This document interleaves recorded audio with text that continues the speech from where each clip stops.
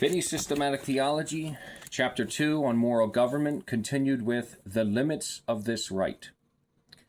The right to govern is, and must be, just coextensive with the necessity of government. We have seen that the right to govern is founded in the necessities of moral beings. In other words, the right to govern is founded upon the fact that the highest good of moral agents cannot be secured but by means of government.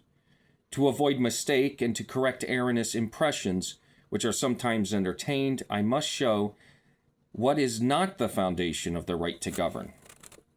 The boundary of the right must, as will be seen, depend upon the foundation of the right. The right must be as broad as the reason for it. If the reason of the right be mistaken, then the limits of the right cannot be ascertained and must necessarily be mistaken also. Number 1. The right to govern the universe cannot be founded in the fact that God sustains to it the relation of creator. This is by itself no reason why he should govern it unless it needs to be governed, unless some good will result from government. Unless there is some necessity for government, the fact that God created the universe can give him no right to govern it. Number 2. The fact that God is owner and sole proprietor of the universe is no reason why he should govern it. Unless either his own good or the good of the universe, or of both together, demand government, the relation of owner cannot confer the right to govern. Neither God nor any other being can own moral beings in such a sense as to have a right to govern them when government is wholly unnecessary and can result in no good whatever to God or to his creatures. Government in such a case would be perfectly arbitrary and unreasonable, and consequently an unjust, tyrannical, and wicked act.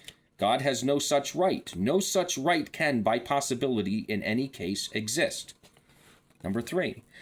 The right to govern cannot be founded in the fact that God possesses all the attributes, natural and moral, that are requisite to the administration of moral government. This fact is no doubt a condition of the right. For without these qualifications, he could have no right, however necessary government might be. But the possession of these attributes cannot confer the right to independently of the necessity of government. For however well qualified he may be to govern, still, unless government is necessary to securing his own glory and the highest well-being of the universe, he has no right to govern it. Possessing the requisite qualifications is the condition, and the necessity of government is the foundation of the right to govern. More strictly, the right is founded in the intrinsic value of the interests to be secured by government, and conditioned upon the fact that government is the necessary means of securing the end. 4. Nor is the right to govern conferred by the value of the interest to be secured, nor by the circumstances of the necessity of government merely, without respect to the condition just above mentioned. Did not God's natural and moral attributes qualify him to sustain that relation better than anyone else? The right could not be conferred on him by any other fact or relation. 5.